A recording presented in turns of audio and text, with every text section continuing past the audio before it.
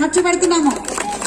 అదే దయాకర్ రావు అనే వ్యక్తి ఇక్కడ మిమ్మల్ని దోచుకొని రాజకీయం చేసి అమెరికా తీసుకొచ్చి ఇళ్లను కొంటున్నాడు. అదనేది మీకు తెలియదు, కానీ మేము అక్కడ ఇళ్లు అమ్ముకొని ఇక్కడ మీకు పెడుతున్నాము.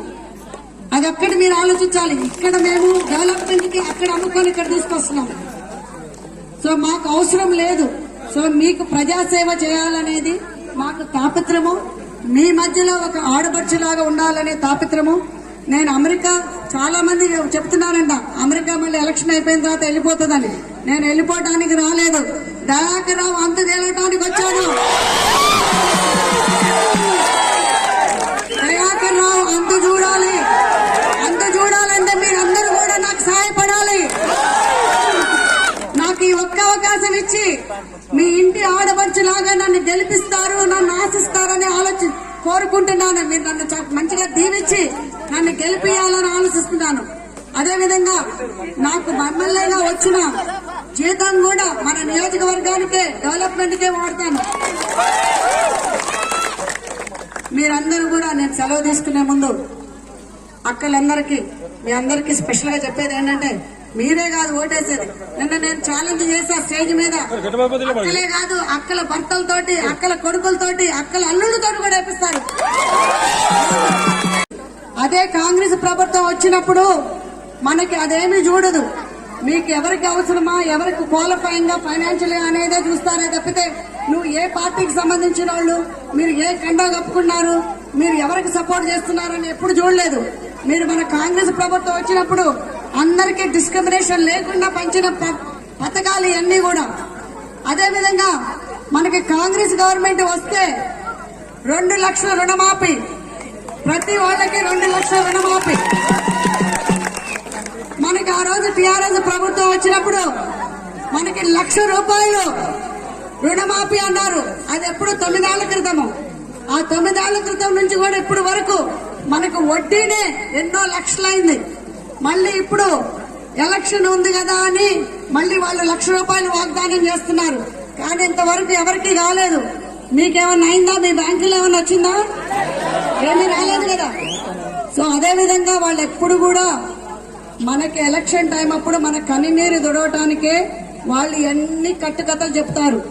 తర్వాత ఎలక్షన్ తర్వాత ఏమీ ఉండదు. మనల్ని కూడా అదేంటి ఇప్పుడు మన అన్నారు కదా వాళ్ళు బద్దలు దండని, అన్నది బద్దలు దండి.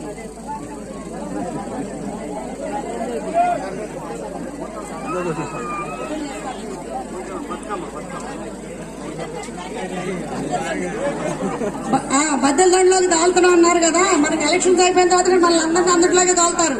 అందులోంచి పోలేమో రాలేమో.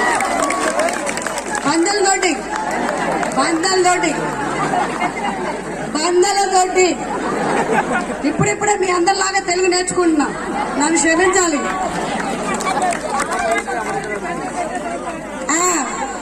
వాళ్ళే అన్నారు, టీఆర్ఎస్ లీడర్సే అన్నారు బందలతో దాల్తామని. సో రేపు మనం ఓటేసిన తర్వాత మనం గెలిపిస్తే టీఆర్ఎస్ ప్రభుత్వాన్ని మన పని కూడా అదే. సో మీరు అదొక్కడే ఆలోచించండి. ఓట్లు చేసే వాళ్ళందరూ కూడా మనం బద్దలలోకి పోవాలా, లేకపోతే మనం స్వచ్ఛంగా బతకాలా అనేది.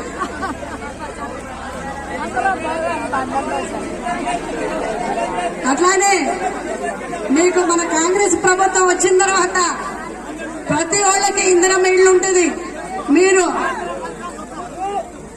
మీరు ధైర్యంగా ఉండి మీరు ఈ రోజు ఇక్కడ చిన్నమంగరాలో సునీల్ రెడ్డి అనే అతను, శేఖర్ అనే అతను మిమ్మల్ని అందరినీ భయపెట్టినా గానీ ఎంతమంది వచ్చారు అక్కడ తెలుస్తుంది మన చిన్నమంగర గుండె ధైర్యం.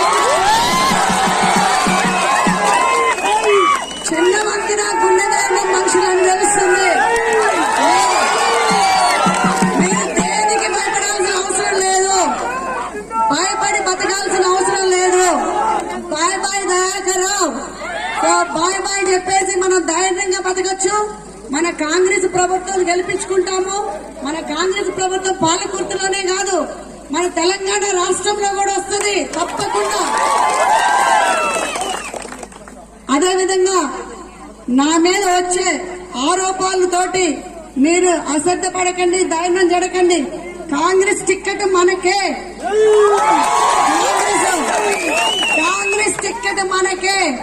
ఇక్కడ పాలకుర్తిలో కాంగ్రెస్ జెండా ఎగరేయడం ఖాయం. అది మీకు 200% నేను గ్యారంటీ ఇస్తున్నా.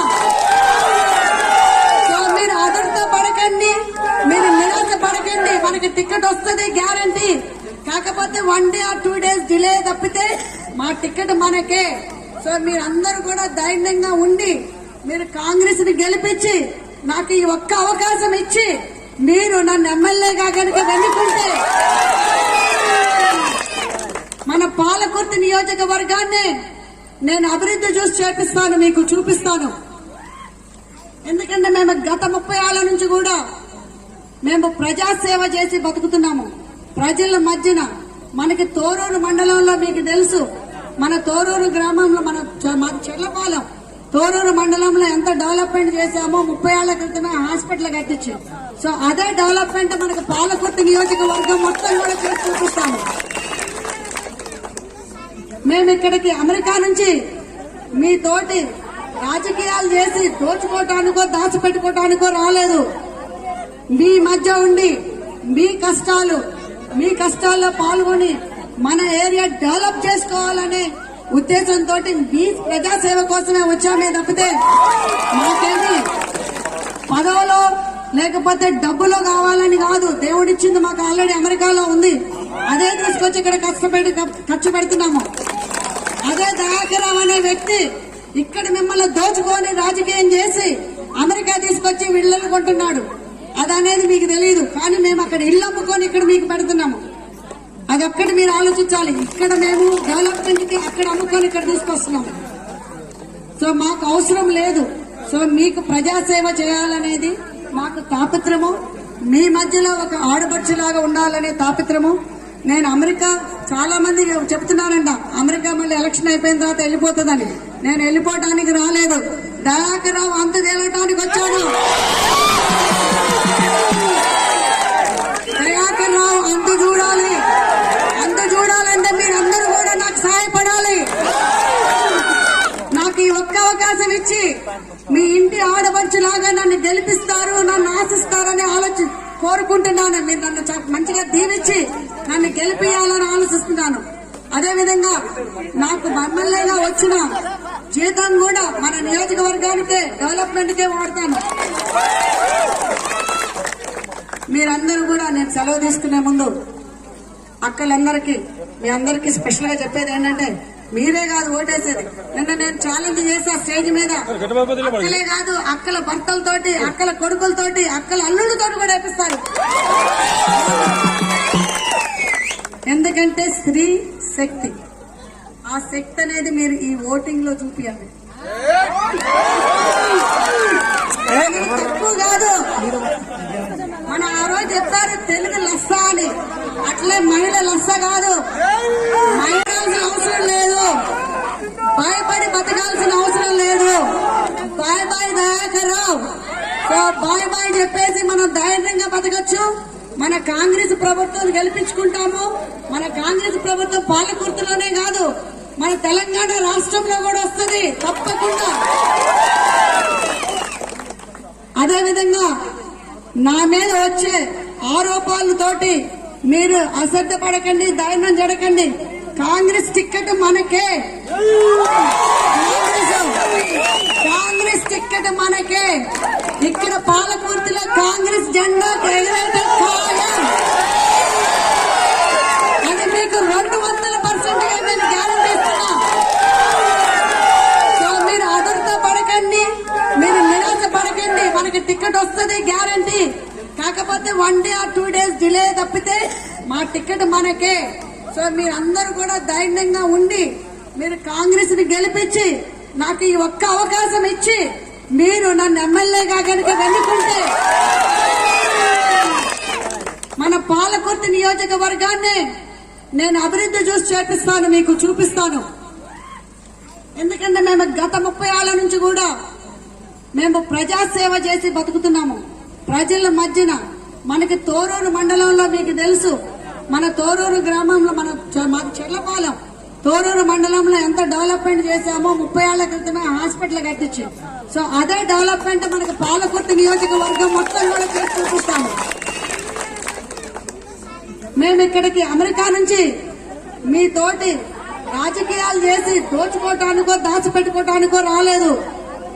మీ మధ్య ఉండి మీ కష్టాల్లో పాల్గొని మన ఏరియా డెవలప్ చేసుకోవాలనే ఉద్దేశంతో మీ ప్రజాసేవ కోసమే వచ్చామే తప్పితే